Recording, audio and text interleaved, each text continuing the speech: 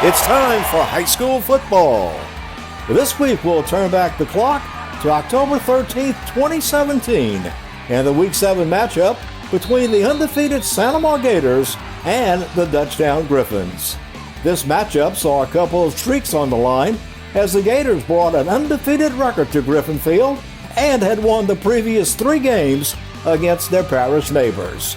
Would the Griffins be able to overcome a halftime deficit and pull off the upset and hand the Gators their first loss of 2017? We'll find out as David Swacker and myself, Lyle Boudreau, have the call on this week's Ascension Glory Days on the Eatel Game of the Week.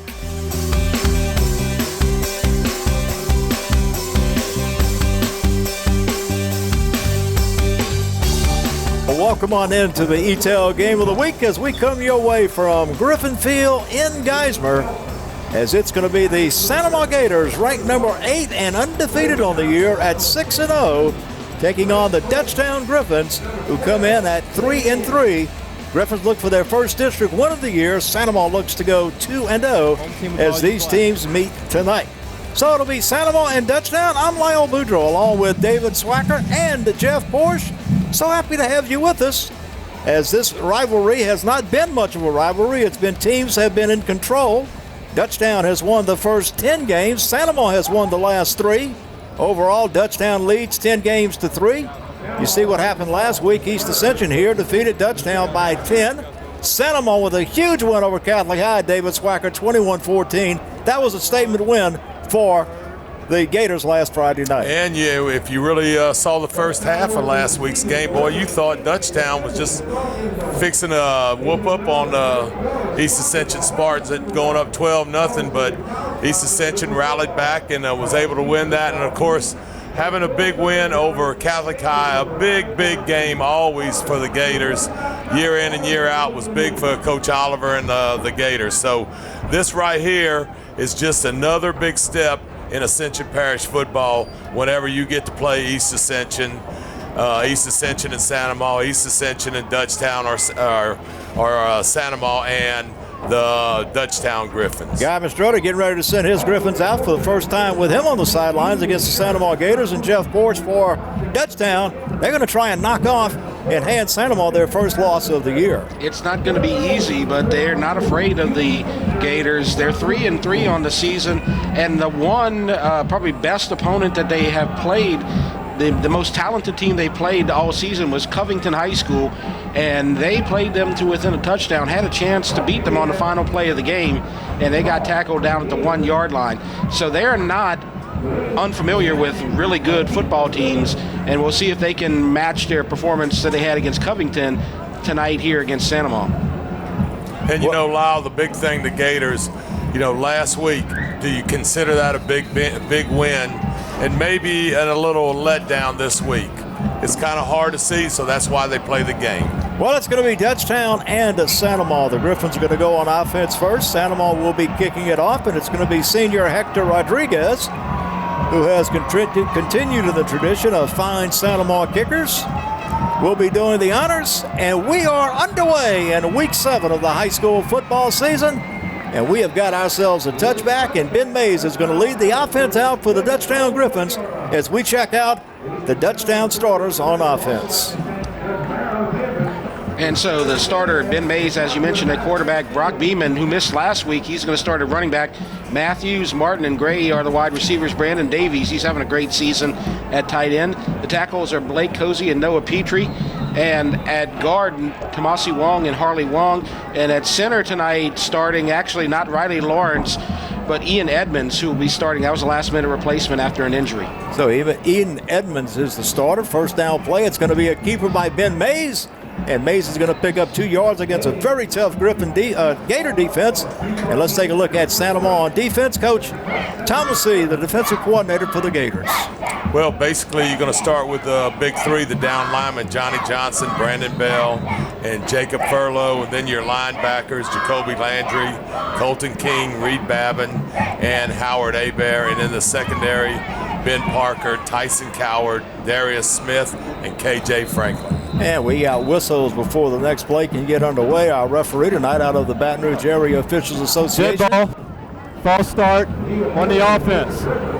5-yard penalty, second down. Patrick Foy says it is a false start. It's going to bring up second down and long. And one of the things I would think tonight for Dutchtown on offense, you don't want to get behind the sticks, and that's where they are right off the bat. And they were very inconsistent last week. They jumped out to the 12-0 lead, but then they went 2 quarters without a first down.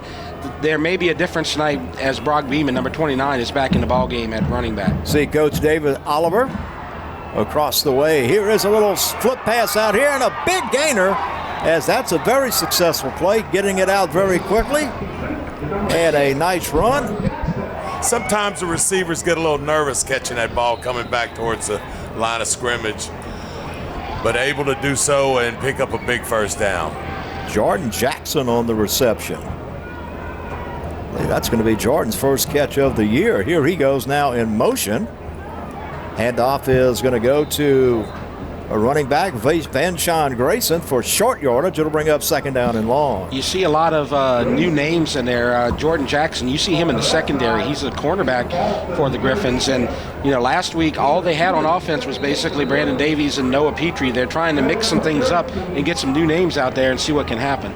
Also, Van Sean Grayson, a starter on the defensive side, just had that last carry. We see Brock Beeman now checks in.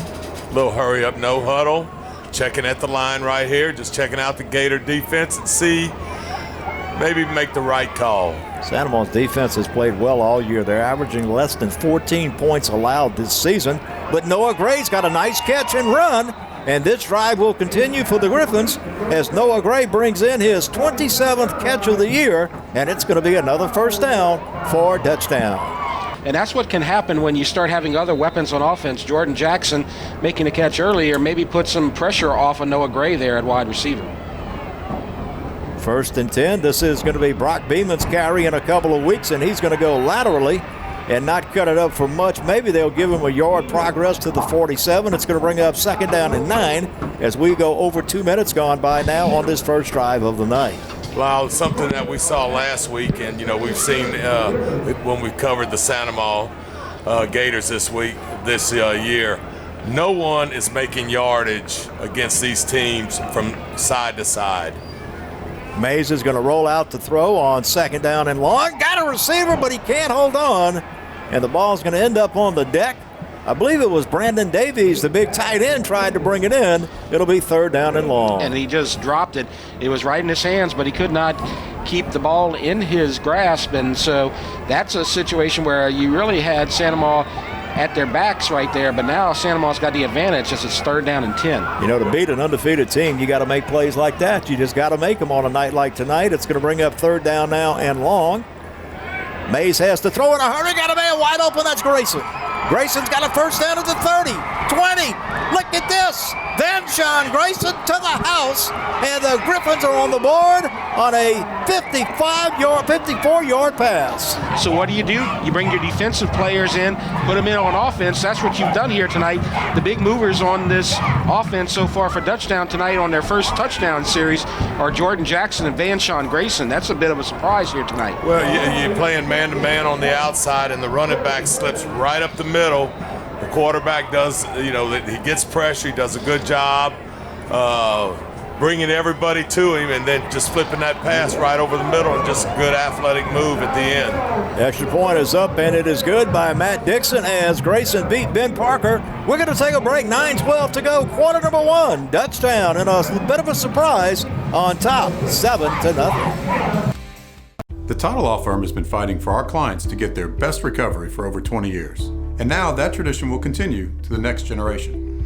Hi, I'm Rick Tata, the newest member of the Title Law Firm. We understand that it can be frustrating dealing with your claim. So we're here to help you get what you deserve. If you're seriously injured in an accident, call the Title Law Firm today. We're not just a face on an ad.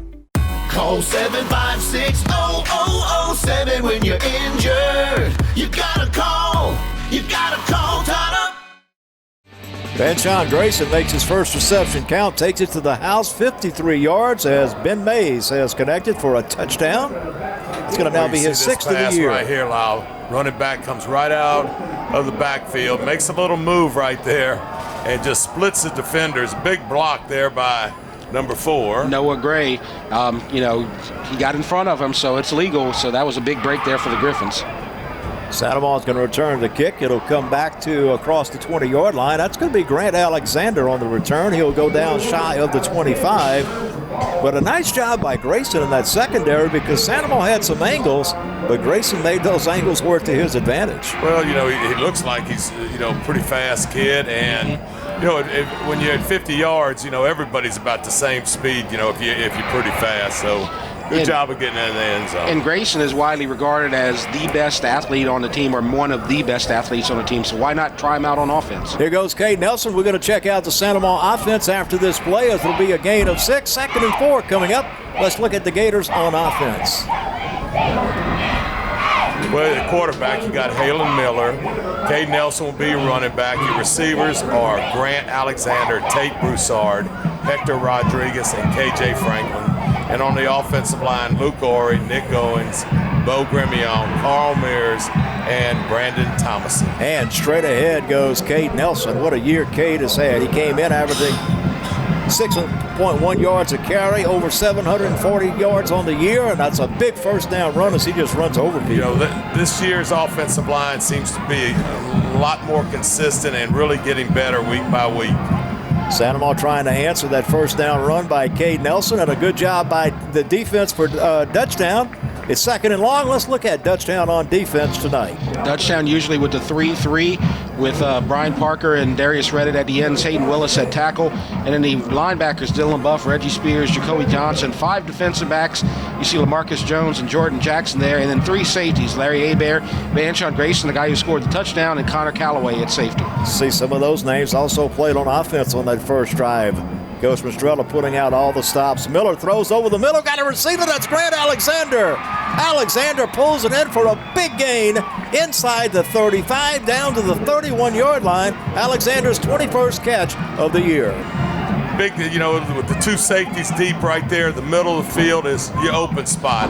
Doesn't matter what level you go to, that's where they're always trying to throw it. Swack, you got a lot of new receivers for Sandoval this year, and Grant Alexander has really stepped it up as he's now the leading receiver for the Gators this year. 1st and 10 in Dutchtown territory. Play action, throw it. This is going to be KJ Franklin. Franklin with a nice move down to the 20-yard line. And that's going to move the sticks again, or come up just about a yard shy. And I'm going to tell you another one that stepped it up for the Gators, Halen Miller. He is really doing a great job. The last 3 weeks really improved, near the 70% completion mark. Miller's thrown for 1,100 yards on the year coming into this week 7. Miller fakes it to Nelson, and he's going to go down. They ran this play early against Catholic High, and it worked last week. It doesn't work here tonight the first time they try it. And it does not fool Darius Reddit. He's the guy who takes him down from behind, number 47, so it's still 3rd down and short. Well, the big thing on that is the third option that you have with him, and him able to run the ball and not just with Cade Nelson. Boy, Cade Nelson shows his power that time. He got banged around the line of scrimmage, but he just kept the legs turning forward. He's inside the 15. It's 1st down. I wish, the audience could see this from an end zone, just exactly what Cade Nelson is going through, the little openings right there by the offensive line. We were down close to the field before the game, and I got a chance to take a look at Cade Nelson. That's a well put together young man. He is sturdy. He's well put together academically and athletically. Listed at 5'9", 180-pound senior. Here he goes again with another carry. Picks his way to about the 10, and it is going to bring up 2nd down and long. Gators trying to answer as we approach 6 minutes to go in the quarter. And he's so quick and very, very powerful when he's running. Last week, Dutchtown jumped on top 12-0. East Ascension stormed back with 21 points in the 2nd quarter.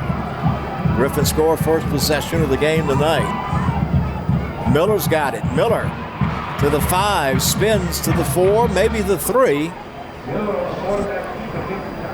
And it's going to bring up 3rd down, and the Gators are going to huddle up at the line of scrimmage and look and call a play. One thing that you might notice here, we talked about Grayson and Jackson on offense coming in. They might be a little tired here coming to play on defense on the 2nd drive here. From the 3, it is 3rd down. Cade Nelson Nelson powers near the goal line. He's going to be down inside the 1. It'll be a 1st and goal as Santa Maria is answering on this first possession of this Just gets ball behind game. that big 77, Grimion, big bow in the middle right there at center, and gets a little bit of movement and is able to press forward because he's always going to be moving his feet. Ball is about a length of the football away from the goal line. 1st and goal. Give it to Nelson, and Nelson is standing up in the end zone. And for Cade, that is his 12th rushing touchdown, and it didn't take long for the Gators to respond. There it is right there. You got a lead blocker in 84 leading the way right there for Nelson. They stood him up, but it was a touchdown, so each team with a possession and a score. Ashton Arsenault leading Cade Nelson in for that score. Hector Rodriguez will maybe attempt the point after, as they've got the swinging gate formation. They've run it a few times this year. Hector this year is 21 of 23 in extra points. KJ Franklin is the holder. Franklin sees action all over the field for Santa Maria as the kick is up toward the Santa Maria band, and it is good. We'll take a break with 4:53 to go in our first quarter. We're now tied at 7 as you watch the Griffins and Gators on the Eatel Game of the Week. Hi, we are live with the PPTV network, where one of the top athletes is about to make his important decision. We know his character, and nothing will hold him back. I'm glad to have my family and friends here for this choice. It's more than my career. It will affect the rest of my life. I choose Peak Performance Physical Therapy. The decision is in. Why choose Peak? The reputation and their record of success is unmatched. When it matters most, another patient chooses Peak Performance Physical Therapy. Lyle Boudreaux along with David Swacker and Jeff Porsche. We're back at Griffin Field. Good first quarter, 4:53 to go in it. Each team has had a possession. Each team has scored a touchdown. Ben Mays to Vanshawn Grayson for the Griffins. Cade Nelson for the 12th time this year, a rushing touchdown for Santa Maria. Hector Rodriguez's kickoff is going to come down at the 1-yard line. Here is the return. And the return is going to be just shy or right at the 20-yard line. That's going to be Noah Gray. And that is where Ben Mays and the Griffins will take it for their second possession of this football game. Allow correction on the lead blocker there. That was Taylor LeBlanc leading Cade Nelson into the end zone on that touchdown. Well, after what we saw that first drive, Jeff, a lot of new people, as you see. This is what happened last week. East Ascension beat Dutchtown right here at Griffin Field. Santa Maria with that huge win over Catholic High. And McKinley beat Broadmoor, so that was the scores from a week ago. But right here now at their own 21, here come the Griffins. First down. Fake it to Brock Beeman, and another drop. Brandon Davies can't pull it down. 2nd and 10. Well, he dropped one earlier, so that's his second drop of this game so far. It may have been a little contact with the defensive back. Maybe as the play the pass came straight to him. Good timing by the defensive back. It kind of jars it loose and makes it second down. Well, the play actually kind of froze the defense, it looked like. Well, that's a big popular thing for all the spread teams, that play action with the slant replacing that linebacker. Mays to throw now on 2nd down, and that was going to be tough because there was good coverage. Howard Hebert, linebacker, had dropped back in coverage, and it's incomplete. Yeah, it looked like they went to a zone coverage right there, changed from a man-to-man. Had your safety coming in to help him out, but pass is a little bit high and incomplete, so it's 3rd down and long for the Griffins. And they completed a pass to the sideline into the sideline just last series. Here is Mays rolling out. Mays throws, and Noah Gray cannot hold on as the Dutchtown offense is going to look like a 3-and-out. KJ Franklin also on the coverage, number 32. Colton King was also there. You know, Noah Gray is down. He was the one who got hit, and it looked like a legal hit. One thing that I've noticed on this drive, Santa Maria is really good on their timing. You see the play, he's rolling out to his right, looking for Noah Gray. He's going to throw the pass, and right on time is the hit. Shoulder to the ribs right there. It almost looks like maybe even a little contact with the helmet. But Noah Gray's down, and he looks like he's a little shaken right there. Well, Santa Maria with that big win last week, Griffins Gators actually pretty much in control of their own destiny as they have just had a heck of a year. only playing their second road game of the year tonight, their second and final road game, by the way. And you can see the three teams, Santa Maria, EA, McKinley, all winners in their first district games. Well, Lyle, when you say that road game, we talked about it earlier, you know, Santa Maria High School does not play on campus just like East Ascension doesn't play on campus. And, you know, both those schools have to get on a school bus to go to a game every Friday, whether it be at their own stadium or an away stadium. So when you get on that school bus, you know, that's what the kids are used to. They've been doing that since they were a freshman football player, probably did it at a middle school level. And just something they get used to, and it's really not that big a deal. The big thing is what's going to happen when you have to make that big test. And I think Santa Maria answered that a little bit last year when they made that trip to West Monroe and really were defeated that night, but they really played well, you know, minus a few starters in that quarterfinal game. Well, let's take a look a little bit at the history of this series. You can see David Swacker and David Oliver have been the two coaches for Santa Maria. And you can see they are 3-10. Vinny Saya won the first 10 matchups between these two schools. Guy Mastretta coaching in his first Dutchtown and Santa Maria game. And right now they're going to go ahead and bring a stretcher out for Noah Gray. So they're going to be very, very cautious with this young man as we take a look now at what the series looks like, and you can see starting from the bottom at 05, Dutchtown won 10 in a row. And, you know, if you're keeping track, Dutchtown's last win was that 5 overtime victory at the Pit, in which they won 53-50, which was the 10th playing date. This is the first year that they've really not played on the 10th playing date in a number of years. Yeah, the East Ascension Santa Maria game was played the 10th playing date forever. And then when East Ascension dropped down to 4A, you know, we went to a week 1 game, which was really strange for everyone. So not real sure when we played Dutchtown when I was the head coach, but it wasn't too good for the Gators on that night, I can guarantee you that. Benny Sayed did a tremendous job in his years here at Dutchtown High School and has, you know, led the Dutchtown team and to all the success that it's had so far. And I know Coach Mastretta is hoping to pick up from that and maybe make some vast improvements too. But they're being very careful with Noah Gray, the wide receiver. And they are not taking any chances here. We're going to take a break and we'll come back. We're in the first quarter and tied at 7 here on the Eatel Game of the Week. Dr. Brian Hollis is Ascension Parish's orthodontist.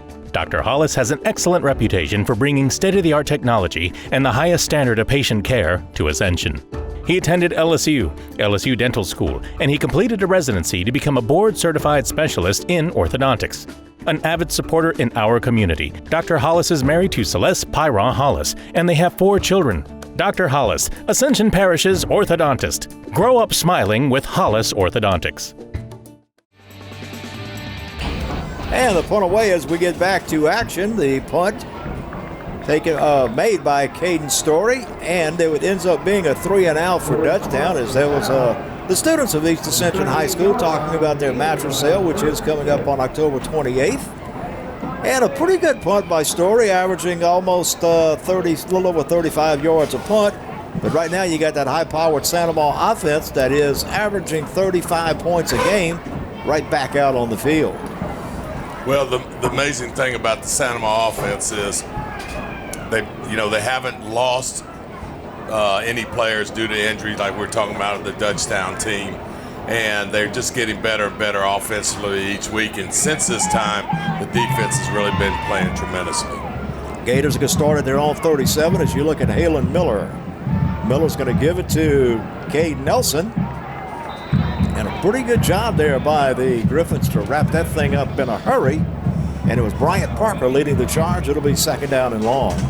You notice the position that I'm watching there is the center. You see him down there, and the center Grimion going up against the defensive tackle Hayden Willis. Huge size advantage, and he's just blowing him off the line.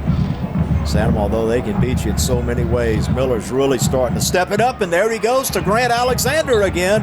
Second first down catch of the ball game for Alexander in this first quarter, just inside the 45-yard line, and Alexander with his 22nd grab of the year. Almost looked exactly like the pass earlier. You can see Cade Nelson in the flat, pretty much open. Maybe moving the linebackers out there a little bit, opening up between those two safeties. Got a question for you, Swack, after this 3-yard run by Cade Nelson. We saw Santa Maria play Lake Erie and New Tech to start the year. We saw them in week 3 against West Jefferson in their homecoming game. This is the best quarter I've seen Miller throw the football yet this year. And this is just what,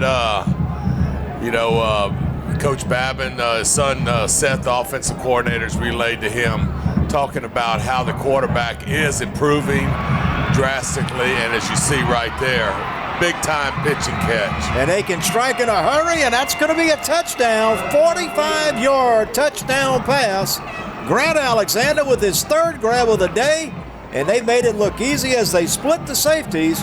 And Halen Miller has just thrown his 11th touchdown pass of the year. And perfect timing on the pass. And you see he split the two safeties, Vanshon Grayson and Larry Hebert, left them in the dust, and he went in and scored for a touchdown. And this gives Santa Maria their first lead of the game. So it did not take the Gators long. Santa Maria answers with 2 quick touchdowns. Impressive opening drive by the Griffins to start this ball game. Touchdown pass, Ben Mays to Vanshon Grayson.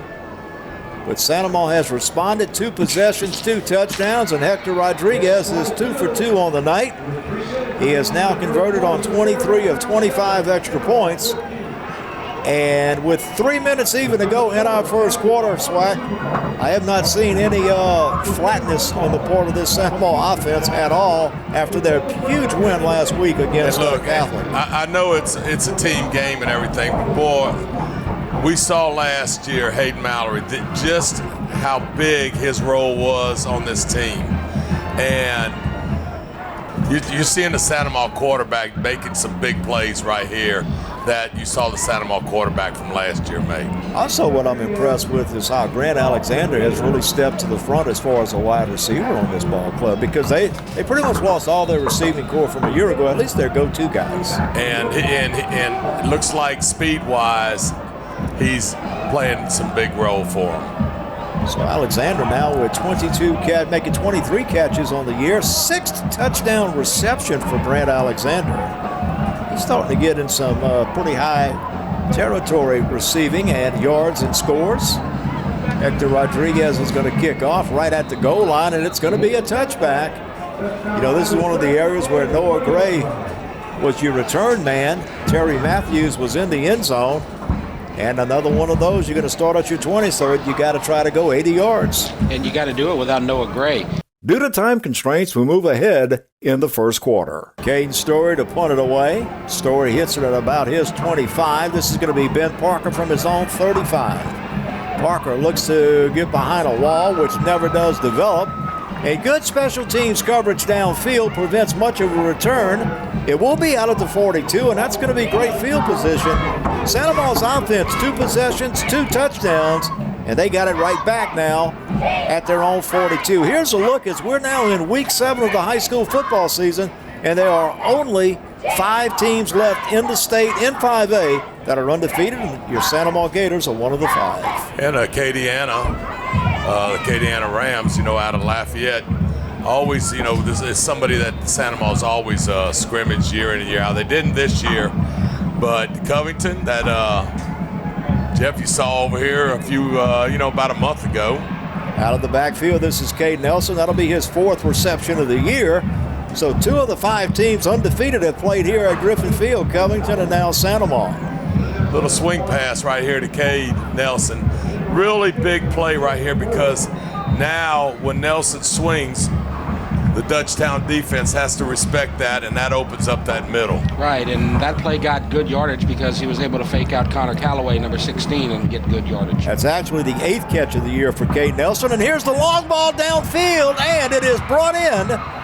Big gainer down the field. What a throw. Tate Broussard with his 8th catch of the year, but what a throw by Miller. If that pass would have been thrown on time, it's going to come back because of an ineligible player 52 downfield. 5-yard penalty, repeat second down. But big break for Dutchtown because that erases a big gain. And if that pass would have been thrown on time, the receiver had to hold up and wait for the ball to come to him. That could have been 6 points right there, but Dutchtown gets a big break. Boy, the protection right there is outstanding, but you can see the opening right there. You made that throw already with the fake, and he just saw the corner kind of creeping up, so he just squeezed the ball and held it a little longer, and you see that, made that deep throw. You see that lineman at the Dutchtown 49, 48-yard line before the ball was released. That's who they called the penalty on for an eligible player downfield.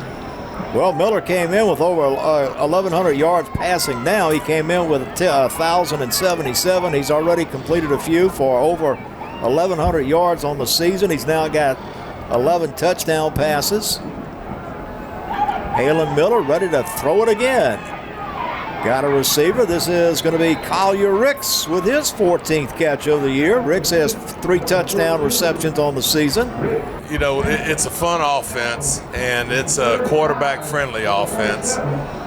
If you have an offensive line, they're very experienced, injury-free throughout the year, and they're really doing a good job, and the quarterback makes the right decisions and makes everybody look good. Here's a 3rd and 5. Miller's going to run it all the way, more or less a quarterback draw. He'll get a first down as he's in Griffin territory down to the 44-yard line, and that was a run all the way. And you see it, he just takes it up the middle, waits for everything to develop, and then he's got a little bit of room, and he takes advantage of it. This was a series of downs that Dutchtown had a chance to do something, aided by the penalty, but it didn't help them out. They were able to convert on 3rd down, and Dutchtown is still on the field. Santa Ma's offense keeps on going. Well, you get that empty backfield, you have a lot of options. Downfield throw is going to be dropped. There is a flag down. Just dropped it down around the 30-yard line, and it will be. On the offense, number 66.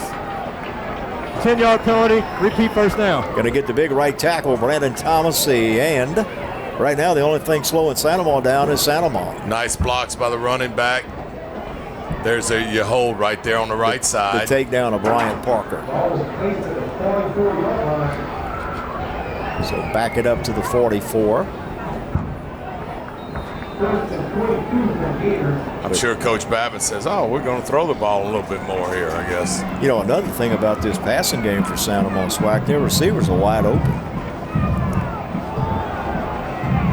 Going to be a running play for Cade Nelson. He'll go down at about the 48-yard line. And right now, Jeff, the Dutchtown defense, they're kind of backtracking. They're going to have to try and figure out a way to slow down this offense. Yeah, and they hadn't had the answer so far. The only answer has been Santa Ma making mistakes, as the only backwards yardage they've had so far has been on the ineligible player downfield penalty and the holding penalty, as this is the final play of the first quarter. With that, the quarter is over. After one, Santa Ma leads 14-7 as you watch the Eatel Game of the Week here in week number 7.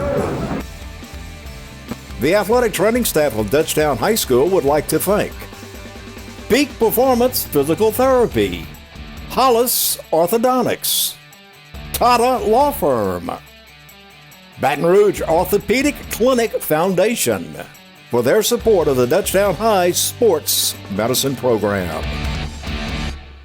Second down now coming up. Gators are going to start a yard shy of midfield of second quarter. Hayden Miller had a heck of a first quarter throwing the football.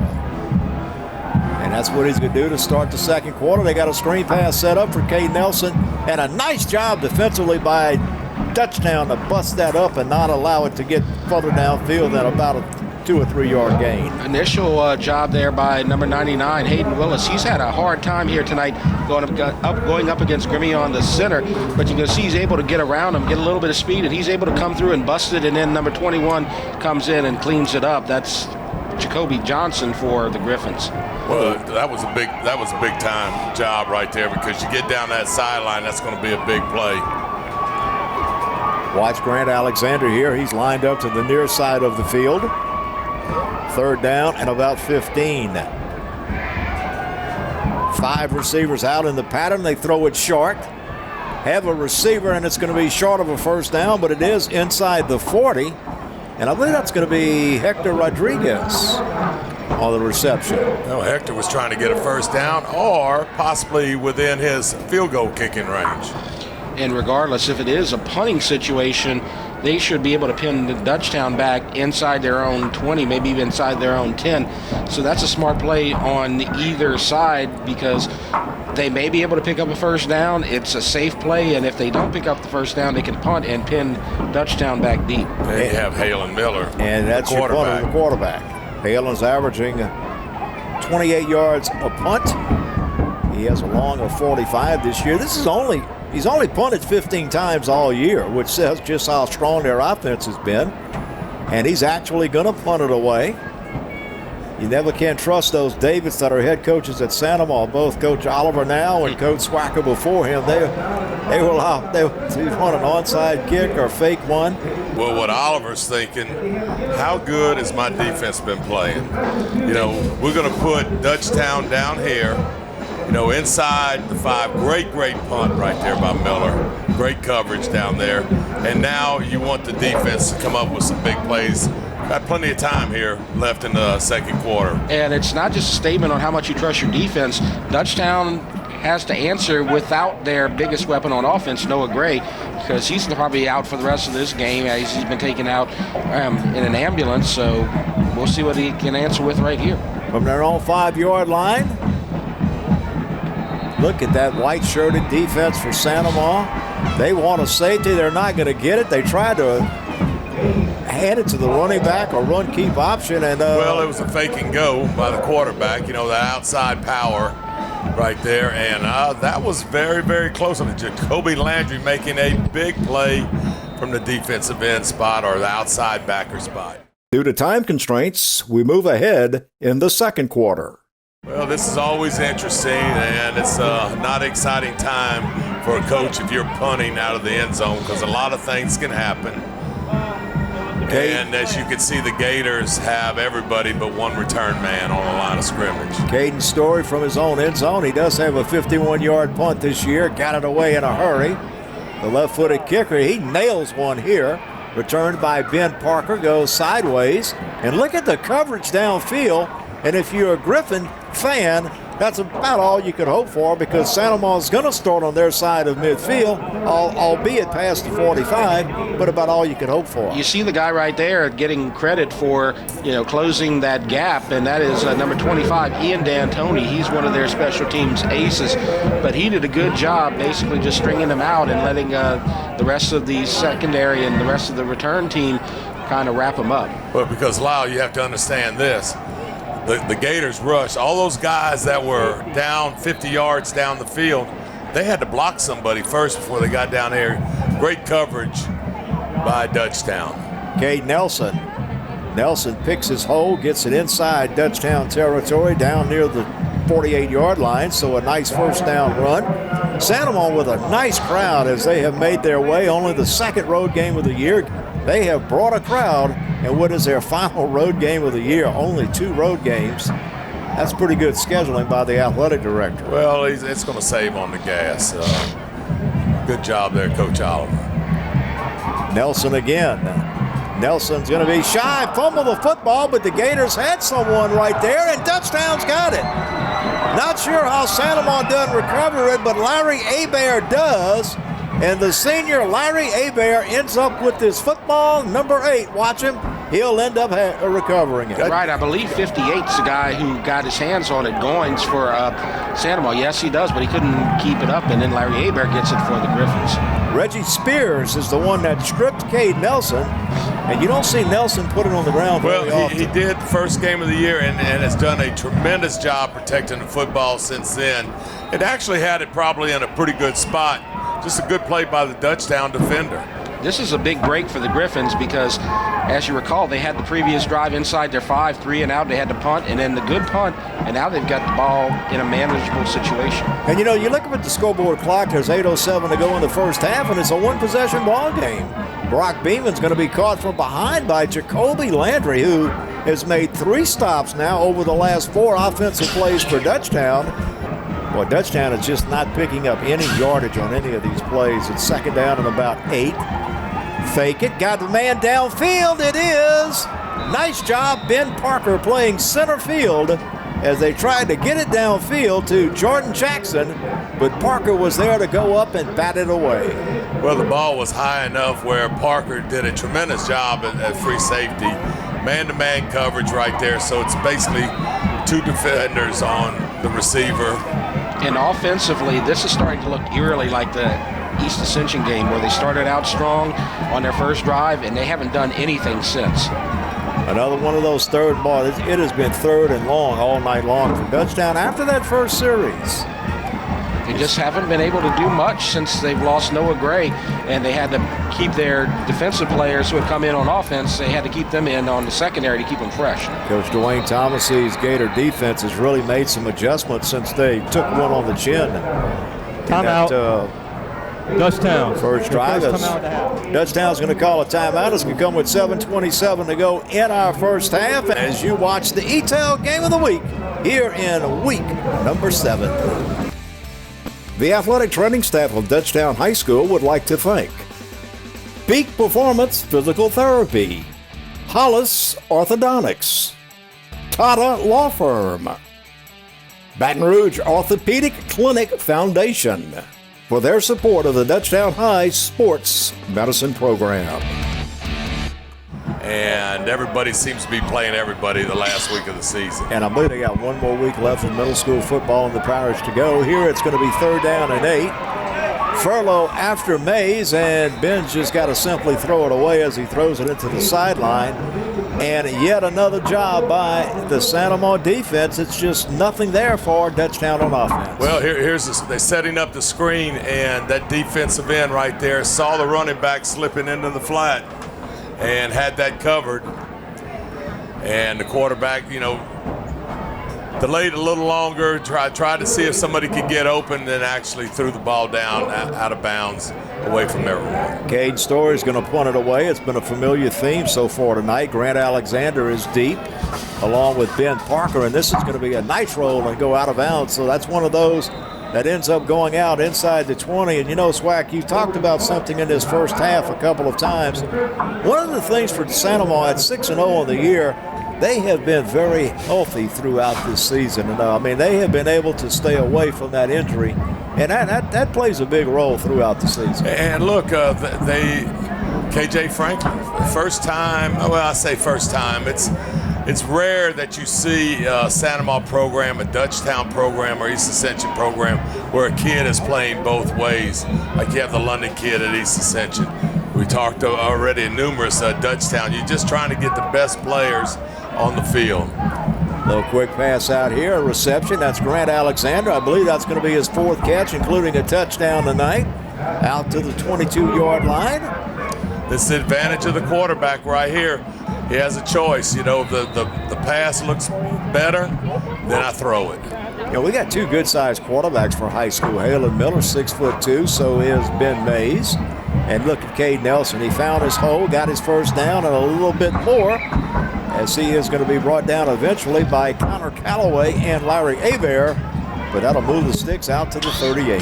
That's a big first down for the Gators, because the thing that Dutchtown had gotten on their side is the field position, as they were able to pin the Gators back, but now they're approaching their 40-yard line halfway through the second quarter.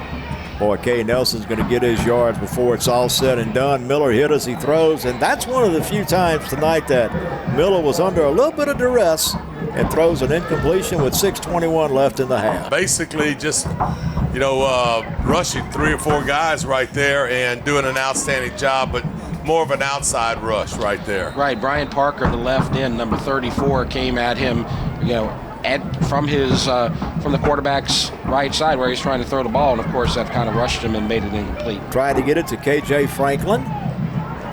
Now they do get it to KJ Franklin. Sidestep one tackler, but he's going to be brought down. Quarterback just checks it out there. Sees 2 defenders on 3 offensive players. Throws a little pass out there. Turns it to basically a nice little run play. So it'll be 3rd down. Miller back to throw. Could go short. Instead goes downfield, and the catch is made, and a first down on a nice grab by Tate Broussard his second catch of the night and a first down. Well, that was a big catch by Broussard right here. Brought it in, and the big thing is got the first down, moves those chains. Caught it about a yard past the chains. Last 3 passes they've thrown at number 46, Braden Caskey. You see him on the left side of the field. He's guarding the slot receivers on the right for Sandoval. So we'll watch and see where he is on the next pass. Here's the run by Nelson's going to be good for about 6 yards. But the thing is about that catch a moment ago by Tate Broussard, as we watch Nelson's run again, that's what the Dutchtown receivers have not been able to do and make that big catch. Right. You saw a couple of times the tight end, Brandon Davies, with some opportunities for some big catches. You see a flag down on the field. We'll check that out in a second. But Davies had a couple of opportunities, could not take advantage of it. They're going to call this the face mask. For the defense. 15-yard penalty. Play results in a first down. All that great offensive, field position that Dutchtown taking advantage of, that's all erased now. Well, we saw a moment ago a helmet went rolling downfield, so apparently you'll see it right here. Yeah, that's why it was rolling downfield. Ooh. Just pulled it right off his head, and of course, if the helmet leaves the head, you have to leave the field, but because of the penalty situation, he's able to stay. I wonder if Larry Hebert thought that was the football. Because well, it looked like he was tackling the player, and then Vanshawn Grayson came in, knocked him out, and he took the helmet with him. Halen Miller over the middle. What a catch. Grant Alexander has had himself a heck of a first half. Makes the reception inside the 15. What a night for the senior. Outstanding play right there, and he says, I'm going to make my own name right here because he's made some tremendous throws and catches. The pass was high and behind him, but he was able to contort himself and make the catch. That's something that the Dutchtown receivers haven't been able to do here, and that's the difference so far in this ball game. In swag, Grant Alexander is just one of those system players. They plug him in, and he gets the job done. Miller reverses his field. Dutchtown had this one pretty well taken care of. Going to be a short gain. It's going to bring up second down and long. Bryant Parker is the reason they've called the timeout because I don't know if it's a stinger or he has a problem with his left hand or left arm, but he's trying to work on it right now. At the beginning of the year, some people were kind of critical. Man, Sandoval, all these people, who's Lake area and some of these folks that they were playing. But I just think it was really unique in the scheduling because they had lost a number of kids last year. They had a large senior group playing teams that they could easily handle, and their guys could gain some confidence. And then you go in and you play Lutcher, then you play St. James, and then you start district.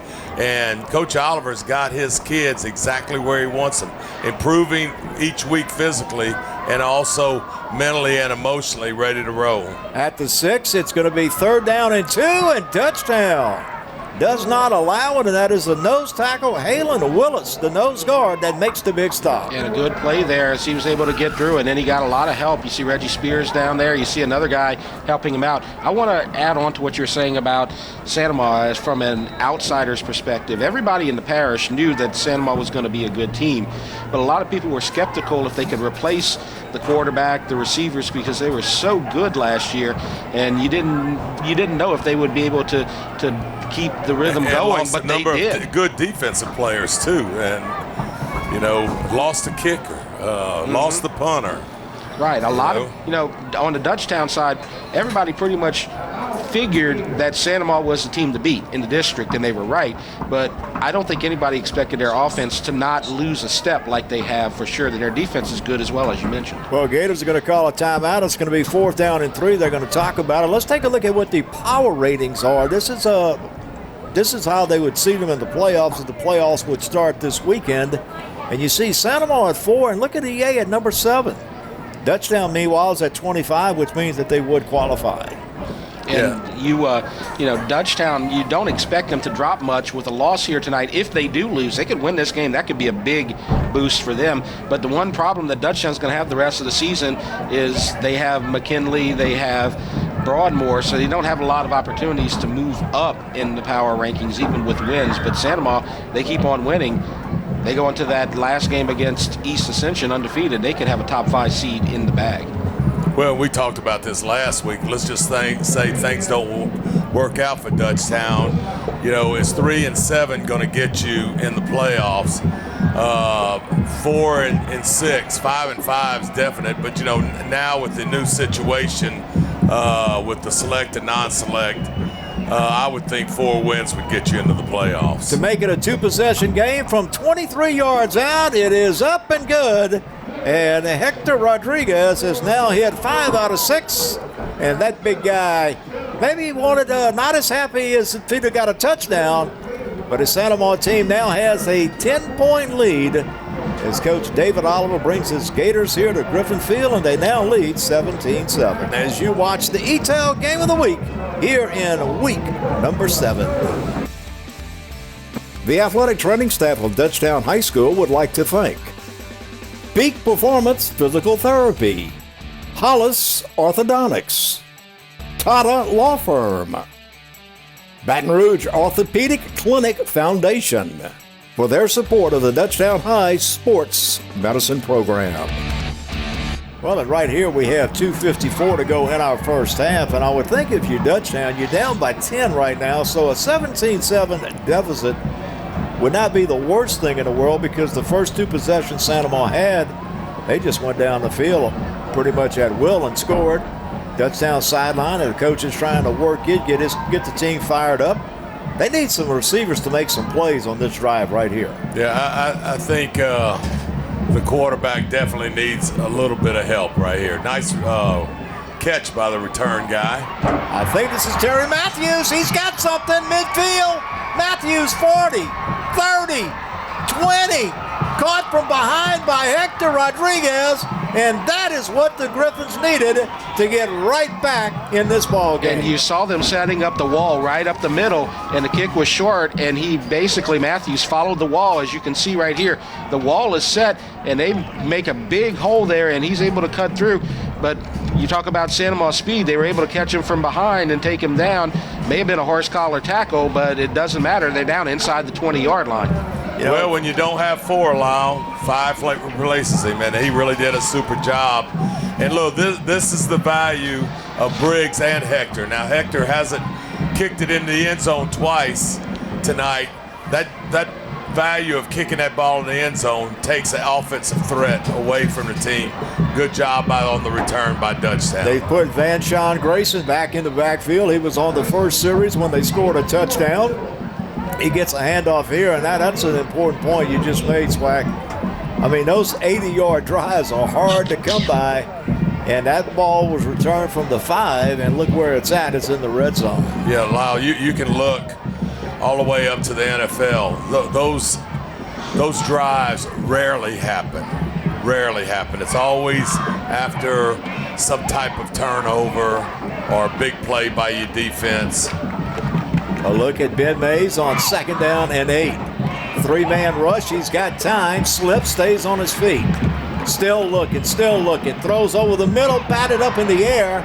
And I think Mays is lucky to have that one back, because you don't want to throw late over the middle, and he did, and it's incomplete. Well, you look at Santa Maria.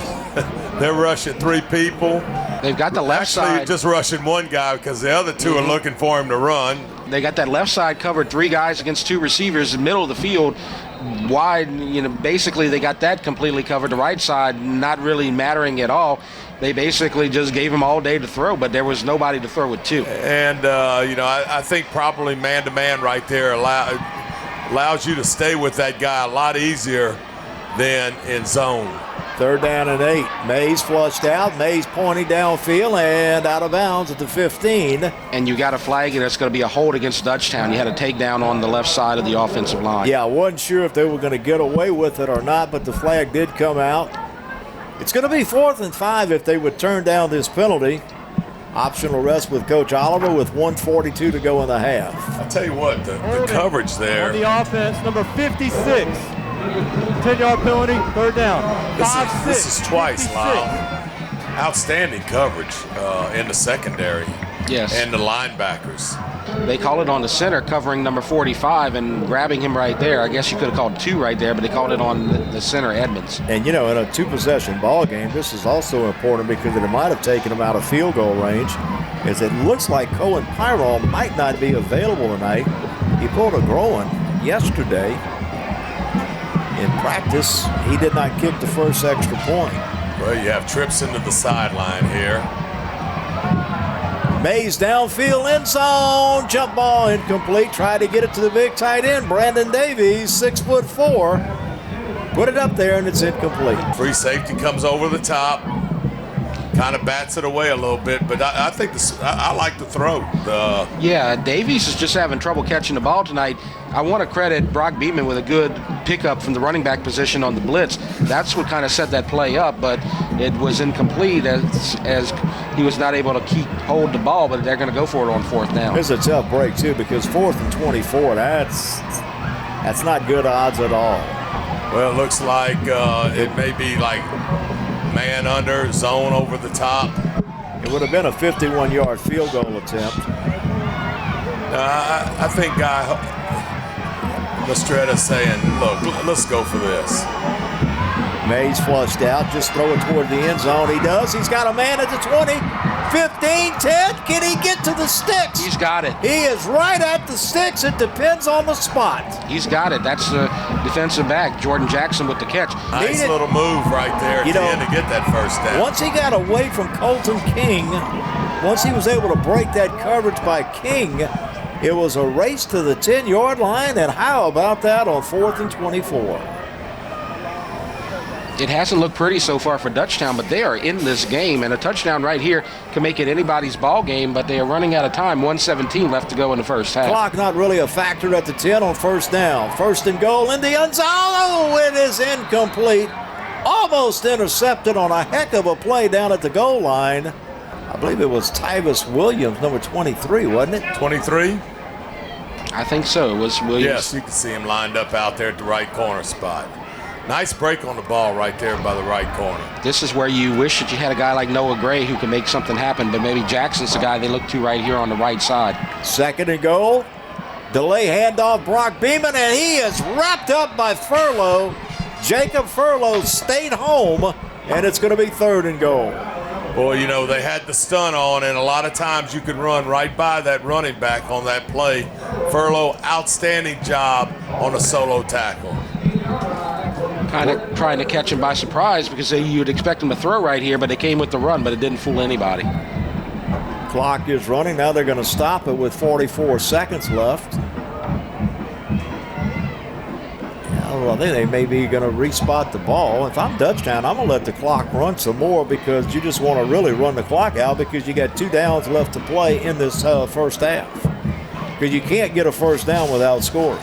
Well, they're running the clock now. They were just making that correction on the spot of the ball. It'll be 3rd and goal at the 10. Mays.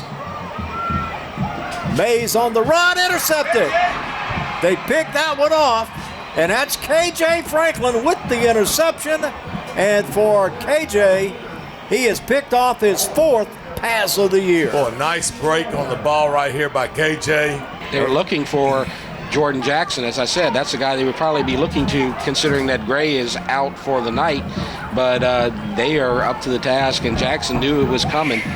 And Williams knew it was coming. So a nice jump on the ball, and they get the possession. It's still a 10-point game. Only the 5th pick of the year by Ben Mays, and boy, you know he would like to have that one back with 28 seconds left in the half. You had a chance to make it a 1-possession game. Yep. Now it's going to be a 2-possession game, and Santa Ma's going to get the ball to start the second half. Because you were in field goal range. Miller fakes the handoff to Nelson. Miller's going to keep it, and Miller fumbles the ball.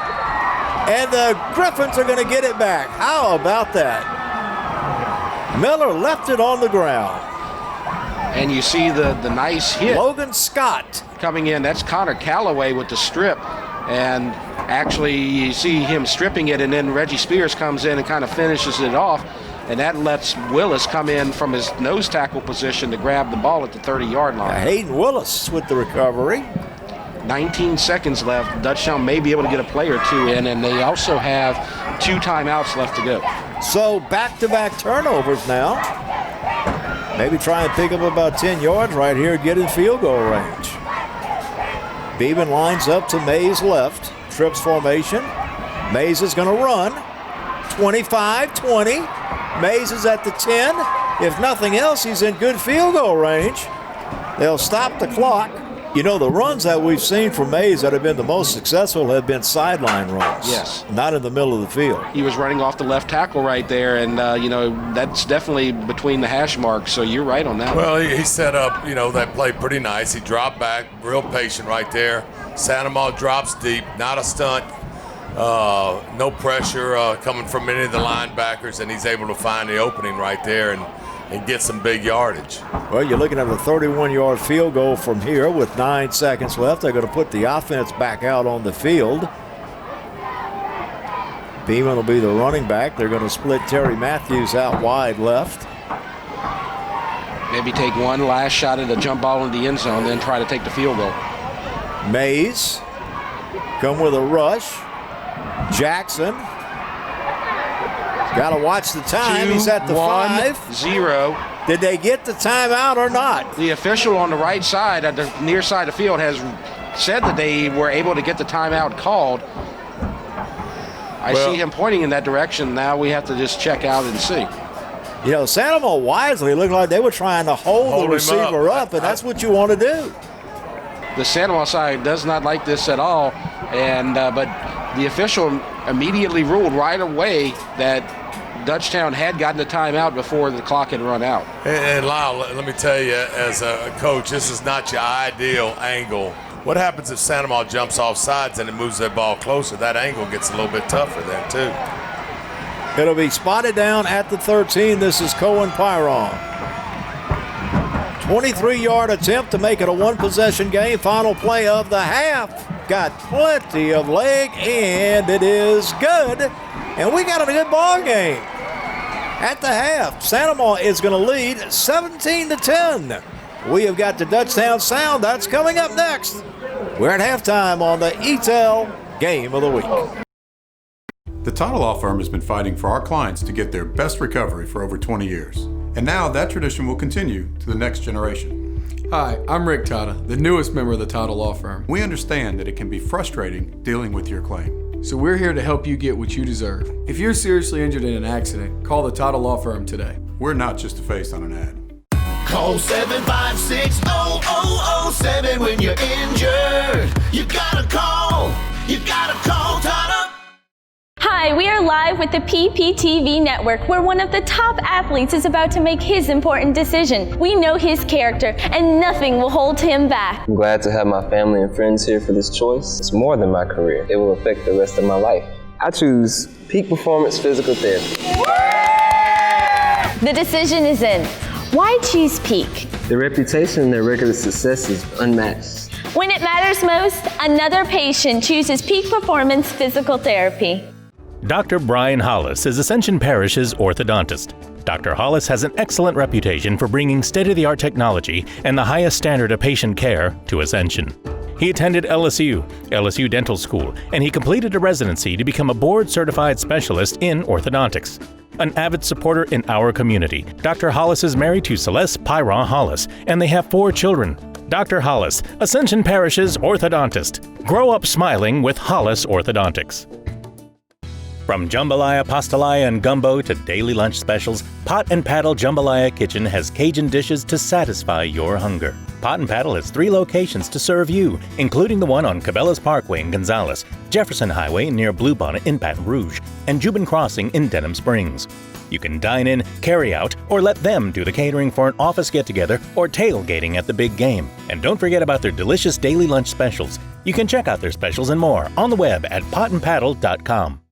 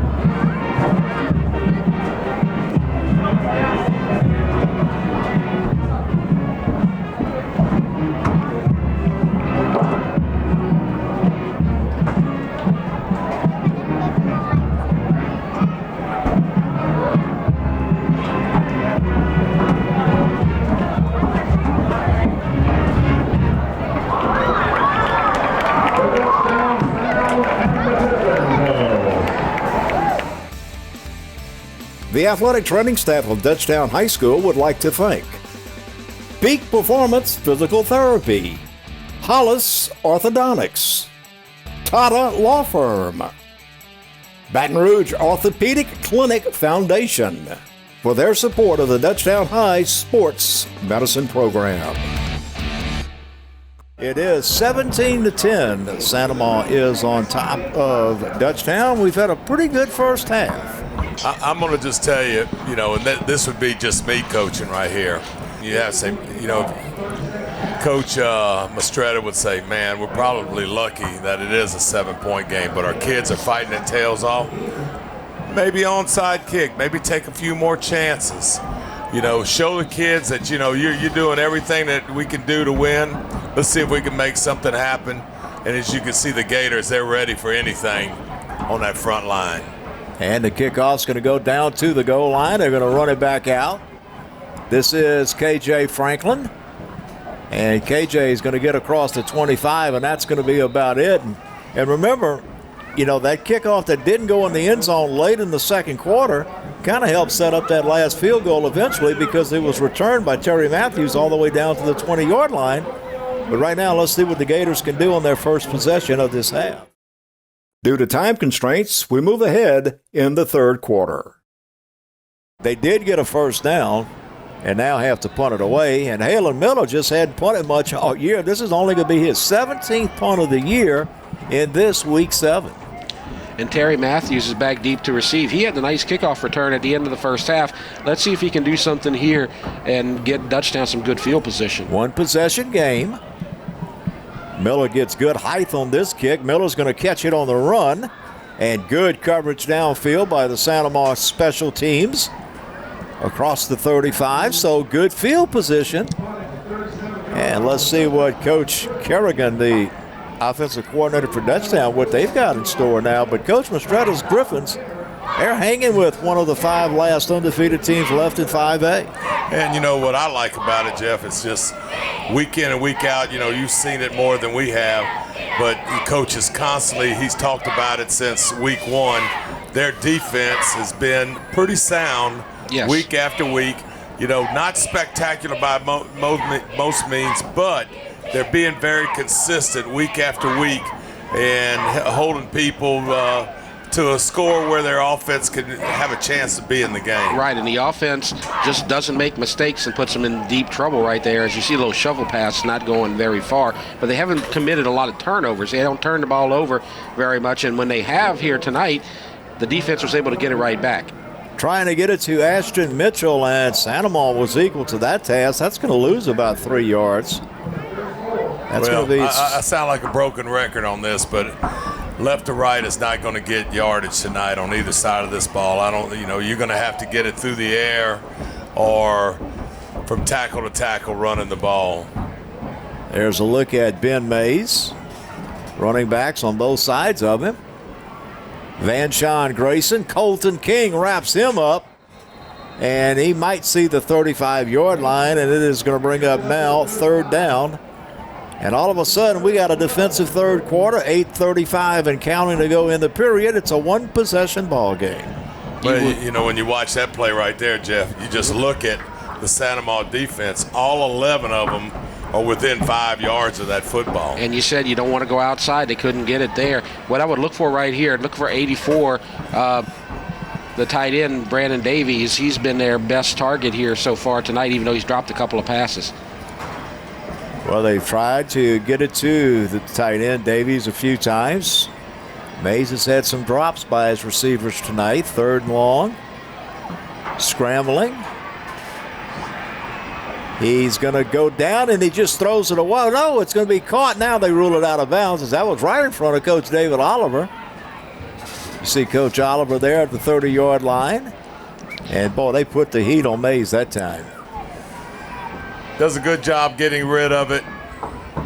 Eventually, he was trying to catch Trey Martin, but he was out of bounds with the reception. But that's a good situation right there for Mays, getting away from all the pressure and basically getting an incomplete pass. It gives him about 6 yards of positive position right here for the punt. Well, this has been a big plus for Dutchtown tonight, punting.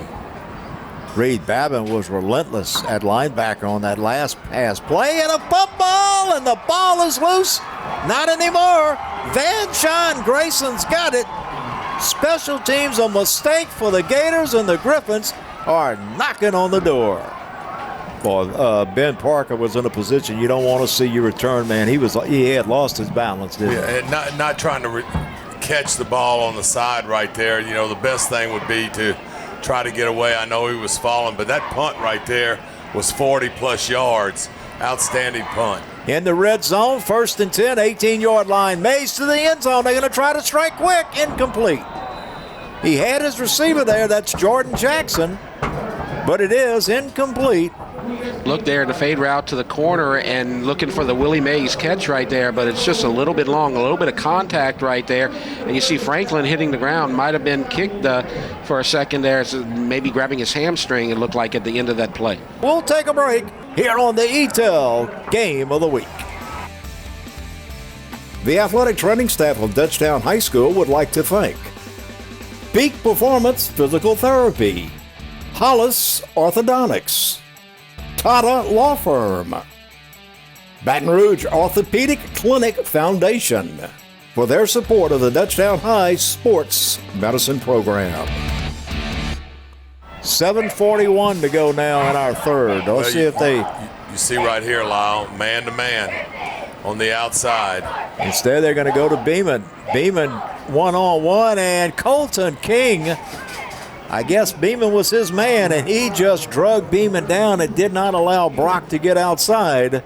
And it is going to be 3rd down and still about 11 yards to go now. Colton King just sitting right there, unblocked, in perfect position to make the play. And one of those men, Buque, number 10, was the guy that kind of wrapped him up as he left his initial receiver once he saw that the run was on and did a good job. Colton now with 7 tackles for losses this season. This Santa Monica team only gives up just under 14 points a game. They have been outstanding all year long. Mays rolls left. He's going to run. He's got some room. 15-10. He's going to get a 1st down. It's going to be 1st down and goal to go on a nifty run by Ben Mays. He saw something there, and he took it in that alley. You know, when he runs, and it's just a straight-up run, he gets to that hole so quickly, which is something you rarely see from a quarterback. He attacks that hole like a running back does, and he does a good job with it. But it looked like he stepped into another gear right there to get up the field. Also plays baseball for Coach Chris Shake Snyder's Griffin team. It's at the 4. It's 1st down and goal to go, and this is Van Sean Grayson. We've seen him on offense tonight. He's going to be at the 2-yard line at 2nd and goal. How about a 4-down territory maybe here if need be? Possibly. You know, they're trying to get Grayson the 2nd touchdown. He is the guy who is responsible for this field position. As you may recall, a few plays ago, he was the guy who recovered the punt, the muffed punt. 2nd and goal at the 2. Straight ahead, Mays in the end zone. Ben Mays did it himself. Takes it in the end zone for a touchdown. And that for him is his 9th rushing touchdown of the year. They just took it straight up the middle, and they got those guards in the center, Edmonds and Wong, and they just ran right through them, and they ran right through the defensive line of the Gators and got the score of extra point right here. They tie the game. Well, good. Kind of a quick count snap right there. Might have caught people before they got really set on defense, and they also lined up in that eye backfield thinking, you know, this might be some type of buyback play. This is for the tie. It's good. And we are tied with 6:15 to go in the 3rd. We'll take a break. It's 17-all here on the Eatel Game of the Week. The athletic training staff of Dutchtown High School would like to thank Peak Performance Physical Therapy, Hollis Orthodontics, Tata Law Firm, Baton Rouge Orthopedic Clinic Foundation for their support of the Dutchtown High Sports Medicine Program. Got to tip your cap to Dutchtown in the way that they just have not given up. They have hung in there and have forced the Gators to beat them. And in some situations they have, in some situations they haven't. And here is the kickoff. Is amazing. This is going to be Javon Aguilar on the return as KJ Franklin went out earlier. Nice return by Aguilar out to the 35. But, you know, when you look back, let's take a look at the body of work for Santa Maria all year long. I mean, they have been one of the better teams in the state all year long, and they really haven't been challenged.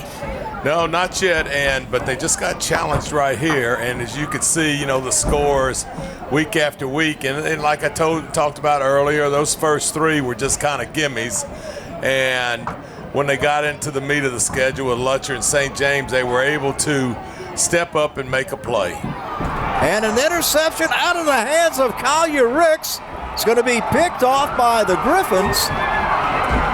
That's Caskey, number 46. That's the guy they've been picking on a lot here tonight. And just an errant pass a little bit behind, and he was able to get to Karam. And this is why Dutchtown's in this game, because they are just good enough on offense and they're opportunistic on defense. You know, right off the receiver's hands. Good job by the DB just sitting right there. Able to make a little return right here. The Griffins have it 1st and 10 on the 36-yard line. You know, we talked the first half how Santa Maria was catching everything, and it was Dutchtown that was having trouble catching passes. Mays back to throw, little swing pass out here. Had all day.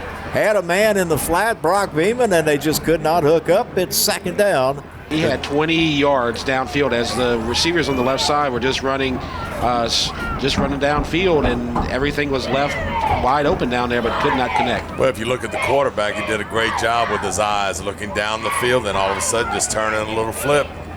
Could have been a big play for the Griffins. Griffins have tried hard to get Brock Beeman in this offense in the flow, but it just hadn't worked out so far tonight. Well, Mays is the guy. He's got to make things happen. 2nd down and 10. Here's Beeman. Bounces outside, and he is going to be wrapped up and dropped. They try to go outside, and David said this all night. You can't go outside on Santa Maria, and they paid the price right there. Jacoby Landry, we have called his name tonight defensively, makes another stop for the Gators. Well, he did a good job fighting off the block right there, and Beeman tried to move outside on the run, and he was stopped right at the line of scrimmage. 3rd down and 11. Throw it downfield, up for grabs. Knocked away on a good play by Ben Parker. Parker had the coverage on Trey Martin, and Ben played that about as well as you can play it in the secondary. A lot of times it's a successful play. You know, people bite on that little short pass and get beat deep. That's one of those series of downs that you're going to put a star by probably later on in this ball game, because that was a chance for Dutchtown to take the lead and get all the momentum back, and now they're going to kick it back to Santa Maria, so Santa Maria does not pay for that interception. Now you punter got to short leg this thing because, you know, he's been kicking it 40-plus yards. Caden Story's had a real nice night punting it, and this time he hit it. Well, that's going to be a coffin corner punt. Probably going to rule it about the 5-yard line. They're going to say the 4. How about that Very punt? good angle by the punter right there. Caden Story has definitely been one of the stories. Highly impressed by him. Game. That's not an easy thing to do, kick that ball where he just kicked it. You have to be really impressed with Dutchtown special teams all around. They've had the field goal, they've had the nice punting, they had the turnover on special teams, and then they had the long kick return by Terry Matthews. All facets of the game working well on special teams for Dutchtown. Well, with 4:56 now to go in our 3rd quarter, you see the score in the upper left-hand corner. We're tied at 17. From their own 4-yard line, give it to Cade Nelson. And why not? Cade's going to get about 3 or 4 yards off the right side up the middle. The linebackers and the defensive line are kind of holding their own right there. But, you know, when you see that and then you look down over there, they get 4 yards on the play. You see number 91, Shane Levy, in now also. They get a little more meat down there, up there in the middle for the Griffins defense. You know, as easy as it looks, the Gators just got 4 yards. Those kind of yards have been so tough tonight for Dutchtown, as this is Grant Alexander again. He'll be bumped out of bounds by LaMarcus Jones. It's going to be out at the 14-yard line, right around the 1st down marker. It's a tie game right now, but as you say, the Santa Maria's offense just looks more impressive and more efficient. They were doubling Dutchtown in the first half on offensive yardage, but they just don't have the points to show for it. Got a good spot. Now this is going to be Cade Nelson, and look at Cade. That's 6-yard pickup right there when it looked like he was going to be wrapped up for nothing. It's 2nd down and 4. Well, on the replay, if they show that, just watch his feet right here. Just watch his feet, watch his legs. They're always moving. Little short movements right there and getting some plus yardage. Reggie Spears doing all he could to wrap him up and bring him down. This is Miller on a keeper. You're getting to the end of the third quarter, and Dutchtown is hanging tied with an unbeaten team. One of the other 5 unbeaten teams Dutchtown had in a similar situation in the fourth quarter against Covington. Dutchtown plays to the level of their good opponents here. They did not look as good against East Ascension, but they hang with the good opponents, and that's something that you got to be proud of if you're a Dutchtown fan. And here's a flag, and you would figure that this is going to be an offensive holding call, which would back up Santa Mon. You know, you talk about that Covington game. Noah Gray, who no longer is able to play after an injury in the first half, came up a yard short. On the offense, number 77. 10-yard penalty, 3rd down. And when you play in the postseason, and if Dutchtown, they're in the 20s right now in the power rankings, and you wind up playing one of the top 10 seeds, I think at this point, if you're Dutchtown and you see what they're doing tonight and you know what they've done against Covington, you're not afraid of anybody if you can get them head-to-head in a postseason game. 3rd down now and about 8. Miller stands in the pocket, stands strong, throws, good coverage downfield. LaMarcus Jones had the coverage. Any contact there would have been incidental, and all of a sudden, this Santa Mo offense that was unstoppable those first 2 possessions of the night. They're hurting. It's all on them, too, because it's penalties and turnovers. Dutchtown's defense is playing well, but Santa Mo's their own worst enemy right now. I'm not sure how many times Hayden Miller his most punts in a game, but he only had 15 coming in after 6 games, so it couldn't be many. And that was a real high snap. Short punt, too. But he got a lot of height on it. Going to take a Griffin roll and be downed inside the 35. And this whole second half is being played to the right as you look on your TV screen on the Santa Mo side. And eventually, if you're Dutchtown, David Swacker, you got to take advantage of this and put some points on the board. Well, this is 2 times they've had the ball in a row right here in this area right here. And last time it was a 3 and out. The defense for Santa Mo rose to the occasion. Let's just see what happens this time. And even if they don't get points here, the thing that they've been successful in doing is shortening this game and keeping Santa Mo's high-octane offense at bay. And so now you got a situation where you're approaching the fourth quarter, and at that point it's anybody's ball game, and any big play could turn it on a dime. 34-yard line, 1st down. Pass is going to be caught. A lot of traffic. And about a 4-yard gain, as that reception was by Ashton Mitchell. They gave him that little shuffle pass earlier, I think, to start the first play of the 3rd quarter. And this is going to pick up about 4, but there was so much traffic up in there. You know, you're trying to run against the flow of action right there and pick up some blocks. And a lot of times there's a little tunnel that you can go through after you catch that ball, a little opening to get some plus yardage. We're inside 2 minutes now to go in the 3rd, tied up at 17. Fake it to Beeman, and nice play by Tyson Coward. Again, they tried to go to Brandon Davies. Davies came in with 20 catches on the year, but he just has not been able to make it happen. Davies is having a tough night here. They can't get him in the offense. That's a big play by Coward right there, because that's touchdown if he catches that ball. And that also was 5'9" Coward against 6'4" Davies, too, if he catches it. And they lined up. Tyson's lined up on him again right here, man-to-man. Mays looks over to the sideline for the play call. It's 3rd down and 6. You wonder, is this 4-down territory because you're at the 30-yard line? This is where you would expect them to go to Jordan Jackson. That's been their guy here tonight. He's not even in the game right now. And they did burn a timeout because the play clock was at 0 at 1. 17-17 is our score. You're watching the Eatel Game of the Week.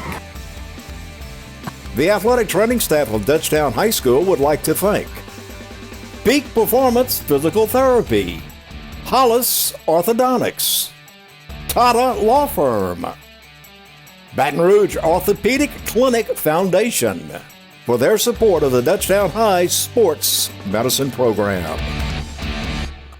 So here we go, 3rd and 6. The ball at the 30. Griffins need to get to the 24.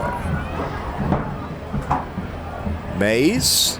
Johnny Johnson would not buy it, and Johnson just blew that play up.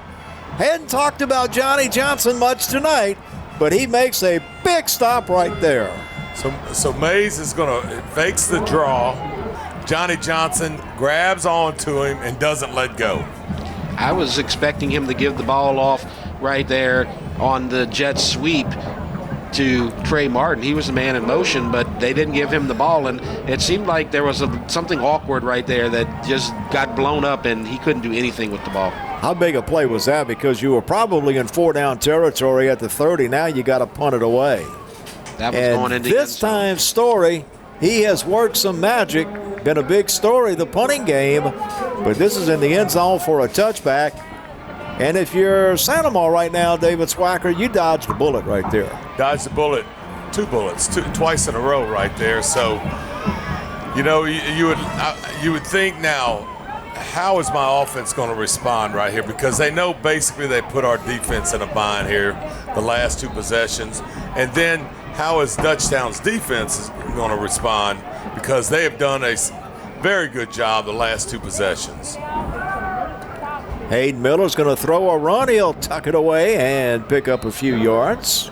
If Dutchtown's going to win this game, they need to take advantage of those opportunities, and those are two blown opportunities right there where they had the ball deep in Sandoval territory, couldn't do anything with that. And when you play a team like Sandoval, you can't expect them to do that 3, 4, 5 times in a ball game, and they've already done it 3 times. It's going to be second down now as we approach 20 seconds to go in our third quarter. Could be our last play of this quarter. Miller to throw, and it is knocked away. Good coverage. Hector Rodriguez, the intended receiver, and with 13 seconds left, it's going to be third down now. We've called this other guy's name tonight on the coverage. That's Jordan Jackson, number 6. He's been the two-way player along with Van Sean Grayson. Those guys are Iron Men out there for Dutchtown, and they've done a good job, and they need to suck it up for one more quarter because they are in this ball game. Very impressed with the effort tonight from Dutchtown after last week. Ground level look at Miller. Now flushed out of the pocket. Miller is going to just throw it away downfield, and it is incomplete. And this Griffin defense has just become relentless. That's right. And has really changed the flow of this game. They just got to get rid of the ball, and it's another 3 and out. Well, Miller does a good job, checking out everything and not throwing anywhere where it's covered. But Dutchtown's defense had everybody covered and nowhere to throw it. Only thing he had an opportunity to do, maybe run the ball, but the defense was able to cover him up before that took place. Well, looks like we'll get another 3 and out.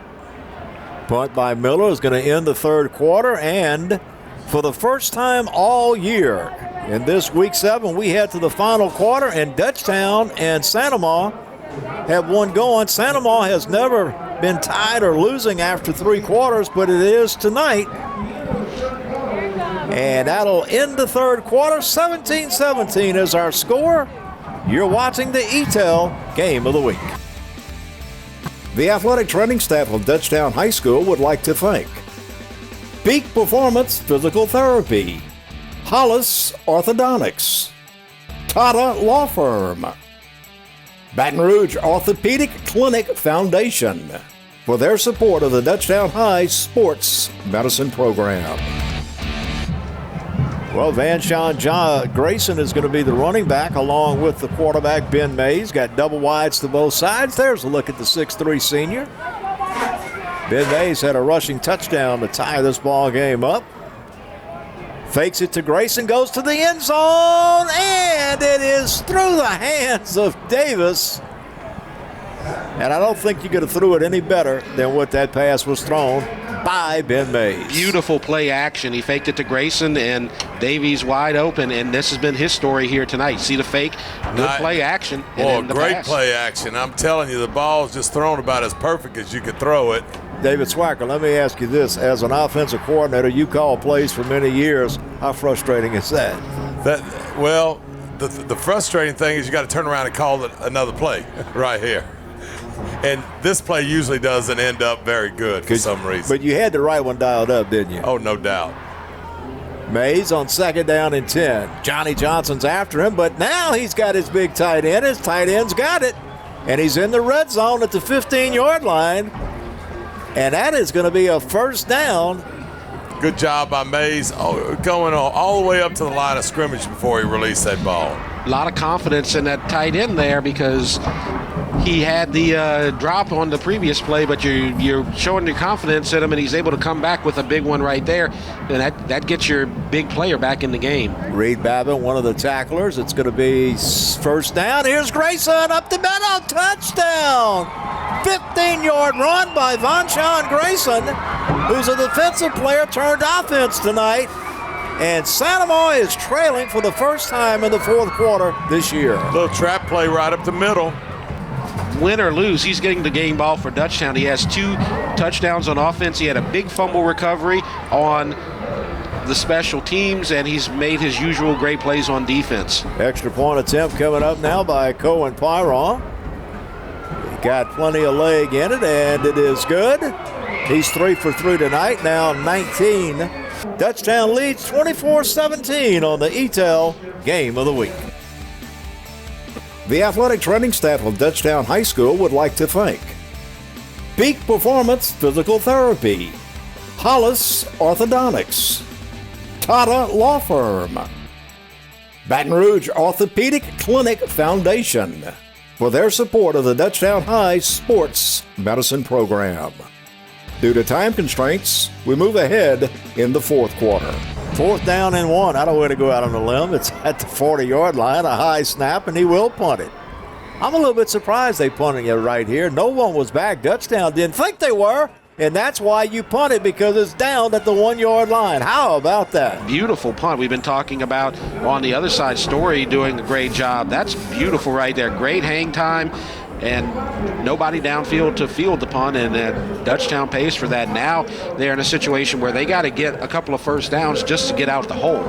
I would think that that's probably Hayden Miller's best punt of the year, all things considered. Yeah, and I'm not really just watching Hayden Miller's action. I don't think he was really excited that they were punting right there, but you know what? That's Oliver's call, and I support that 100%. It looks like it pays off for him here with a quarterback sneak. Quarterback sneak just trying to get some running room, and look at Ben Mays. Mays, 6'3", 190 pounds, and he just did not want to go down. It looked like he might get a yard, and he crosses the 5. Outstanding run right there, 6 yards on the play. Yeah, Mays gets it out from the 1-yard line out near the 8, so that's a little bit of breathing room as now they're in an I formation. Play action. Flip pass out. Matthew Johnson, look at this. Boy, Dutchtown, you know, you start to feel it right now, Swack, that we might be seeing something happening here tonight. You're seeing a lot of new guys being put into the offense. You see Johnson, he barely gets any sort of activity and not getting a lot of catches and runs in the game. And this is all about momentum and confidence. Dutchtown believes they can win this game, and they may not have believed it when they were down 17-7. A lot of nervous people on the sideline, but right now they know they can win this game. Yeah, when Matt Johnson's in the game, it's normally the block. Ben Mays calls the play. A good look from the line of scrimmage. Pitch it back, Beeman. Brock probably has his best run of the night as he gets about 4 out to the 30-yard line. Good job there. You see the guards pulling downfield, get a couple of blocks, and then that gets them through the first wave, got them 5 yards.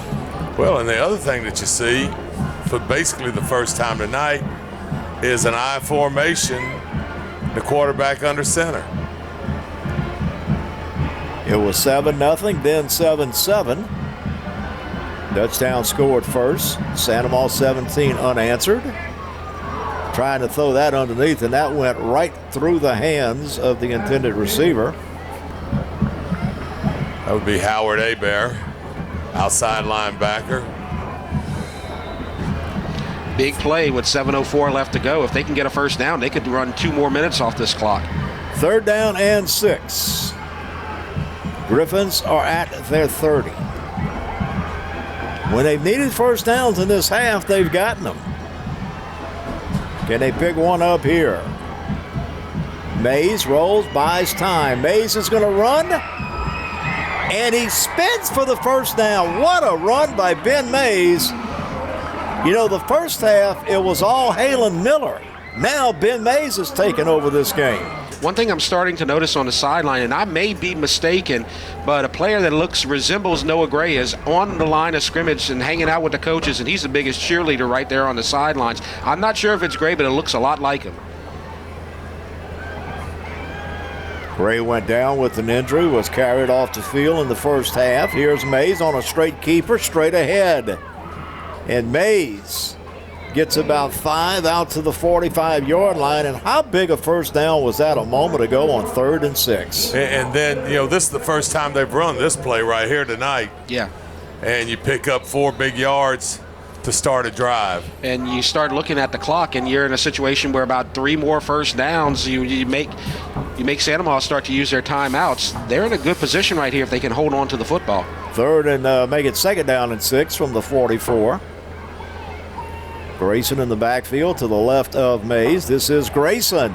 And Grayson all of a sudden with the fresh legs right at the first down stripes, which is the midfield stripe. Well, I would have to say, as we look at Grayson again on this first down run, this would be a stunner. Well, what I'm seeing right now is how many times in the first half it's 3rd and 9, 3rd and 11. Absolutely. And now you're getting first downs on short yardage plays. Yep.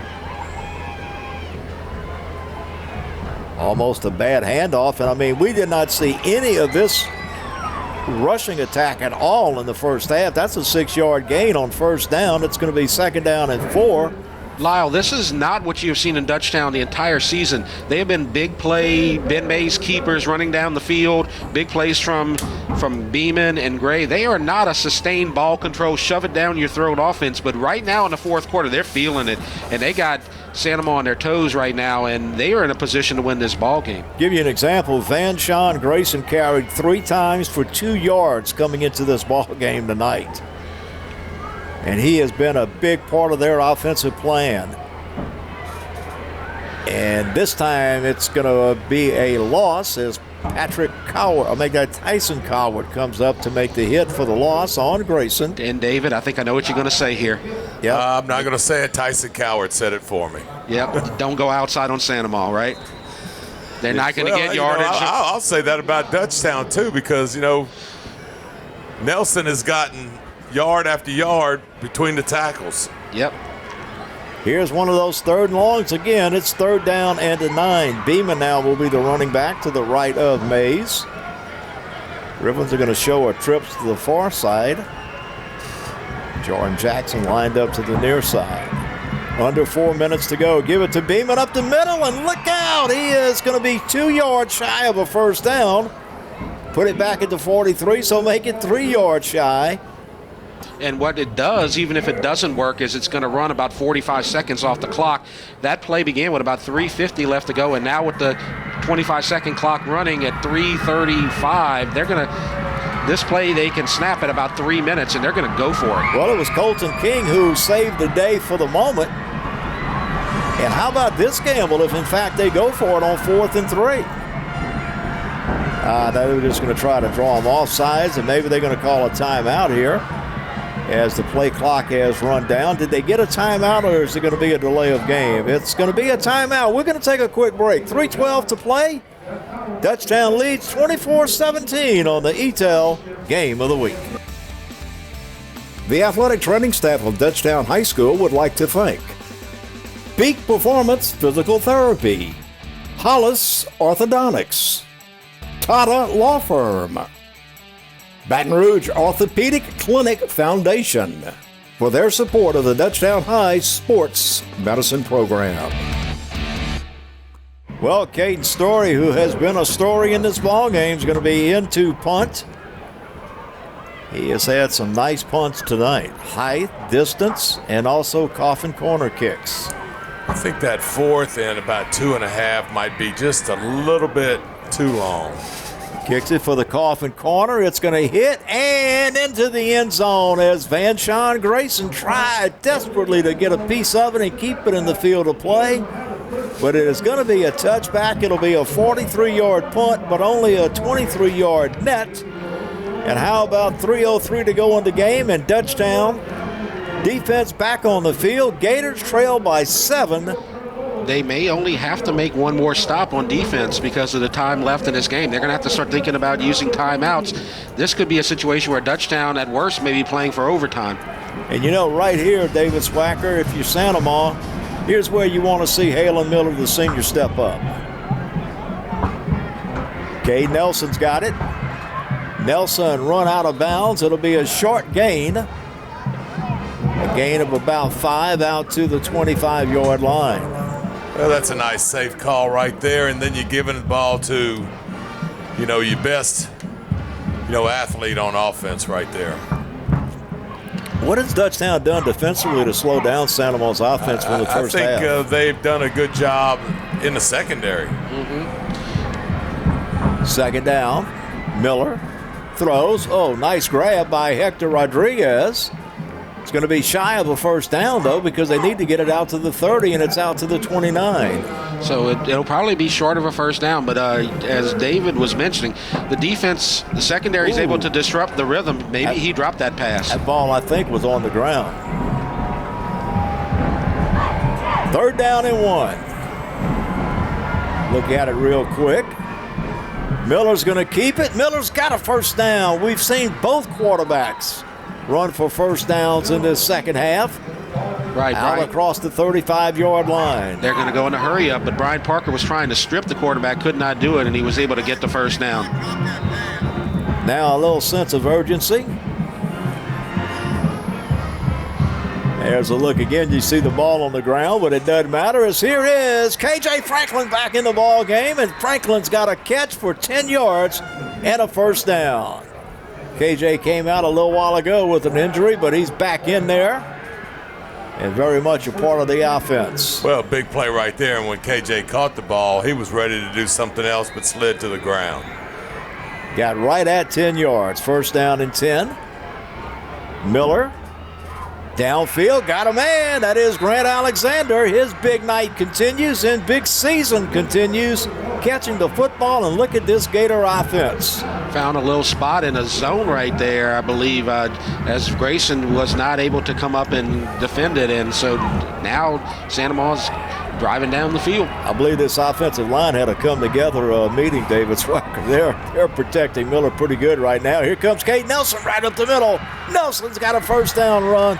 What a ball game we've got. Santa Ma undefeated on the year. Dutchtown at 3-3, coming down to the wire. Well, mixing up the run and pass right there, and the offensive line doing the job. And like we said all night, Nelson just finds a hole.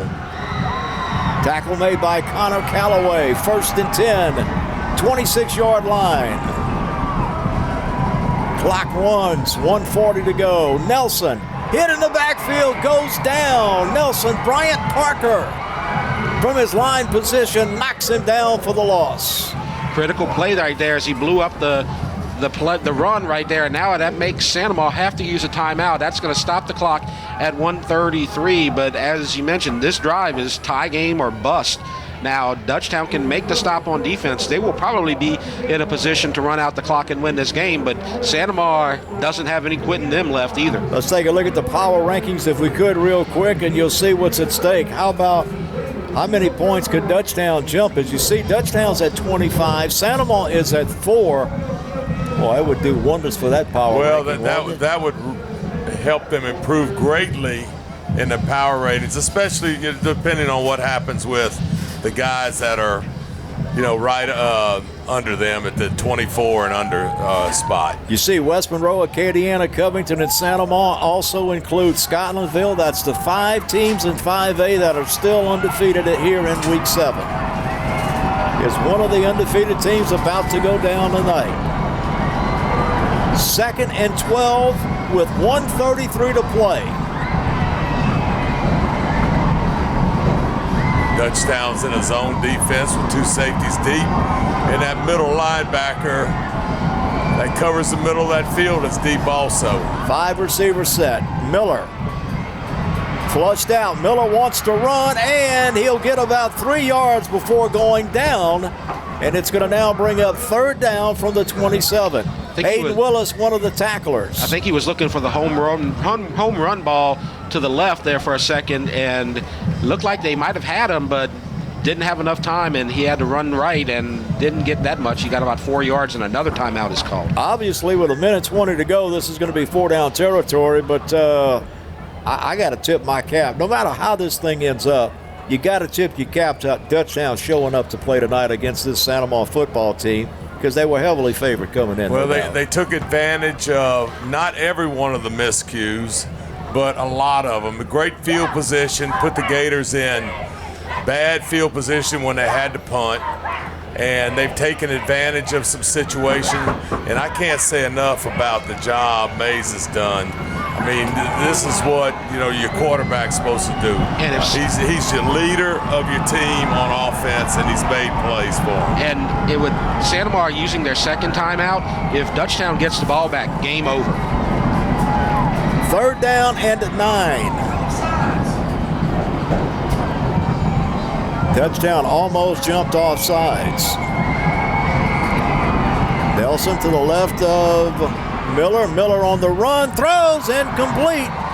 Threw that one in traffic, tried to fit it into Grant Alexander. And now we're going to get a 4th and 9. You see Vanshawn Grayson was able to get in front of the receiver. He's a little slow. It looks like he's kind of gimpy right there. They might need to take him out. He's waving off a replacement, but he is having some serious problems, maybe with his knee or his hip right there. Well, here we go. This is your ball game right now. 1:15 to go. It's 4th down and 9. You see the student body for Dutchtown. They want their defense to give them one more stop. Miller looks. Miller throws. Intercepted. Grayson. What a night for Vanshawn Grayson. And let the partying begin for Dutchtown, as they have played a heck of a game. Vanshawn Grayson, this is an all-world performance from him tonight. He broke up the previous pass. You see a flag being thrown. It's going to be a celebration penalty, but it may not make a difference. But Grayson had to make the big leap right there. He didn't need to intercept the pass. All he needed to do was knock it down. But, I mean, that's just another feather in his cap. He's got 2 touchdowns, and he's got 2 turnovers here. And you're going to get the unsportsmanlike call. But Vanshawn Grayson. To the goal, 1st down. It is just amazing to me, David Swacker, the way this game has changed from Santa Maria dominating when they went up 17-7. And I'm going to tell you, it's amazing, the word momentum, huh, Lyle? Yep. Momentum in sports is an unbelievable thing. And it can win and lose a lot of athletic events. I think the understatement of the year would be that this is Guy Mastrada's biggest win as a Dutchtown Griffin head coach, because they're going to go to 4-3. And last week when we saw their 12-0 lead against East Ascension evaporate, you would have thought that this was going to be a ball club in trouble playing Santa Maria this week. We're going to take a break with 1:08 to go. We'll be back to wrap it up. Dutchtown by 7. The athletic training staff of Dutchtown High School would like to thank Peak Performance Physical Therapy, Hollis Orthodontics, Tata Law Firm, Baton Rouge Orthopedic Clinic Foundation, for their support of the Dutchtown High Sports Medicine Program. Well, Dutchtown runs a play, and they just keep the football in the hands of Ben Mays, and Santa Maria is going to use up their final timeout. And, well, I'm sure you know, David Swacker, when you were the head coach for all those years at Santa Maria, you've experienced games like this. Boy, this is just a shocker if you're Santa Maria, and if you're Dutchtown. It just brings us so much, for those final 3 weeks. But a lot of football still left. And, you wonder, Guy Mastretta, he doesn't have to say a whole lot to his team, because just exactly all the things he's been preaching to his kids have finally paid off in a big game. And then if you coach David Oliver, you sit here and say, all right, hopefully we learn a lesson from this, and it will cause us to maybe grow up a little bit as a team. Well, after this, we got a graphic we'll show you with Santa Maria's undefeated years, because That's going to stay safe because Santa Moss had only 3 years in the school's history where they have been undefeated. And it looked like this year they were in a very good position to possibly run the table again, especially after that win last week. You can see in 89 and in 98, 10-0, and then 1988, 9-0-1. That's the 3 undefeated teams.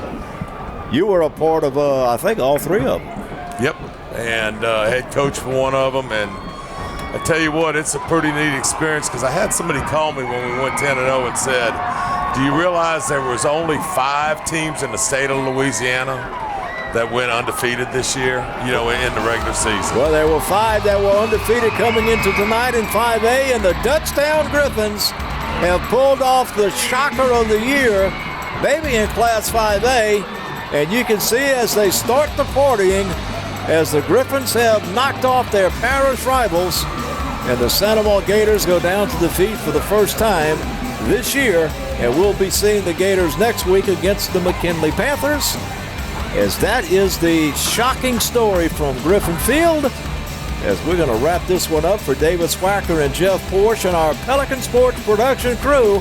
What a game we've had tonight. Dutchtown over Santa Moss 24-17. We'll see you at the pit next week for the Gators and Panthers. I'm Lyle Boudreau. You've been watching the Eatel Game of the Week. The Griffins outscored the Gators 14-0 in the second half to overcome a 10-point first-half deficit to hand the Gators their first loss of the season. Dutchtown quarterback Ben Mays passed for 149 yards and connected with Anshawn Grayson on a 53-yard touchdown in the first quarter. The game-winning TD came on a 15-yard run by Vanshawn Grayson in the final quarter. Santa Moss' Halen Miller passed for 198 yards, including a 42-yard touchdown pass to Grant Alexander, while Cade Nelson added 135 yards rushing on 24 carries and 1 touchdown for the Gators. I'm Lyle Boudreau. Thanks for watching another edition of Ascension's Glory Days on the Eatel Game of the Week.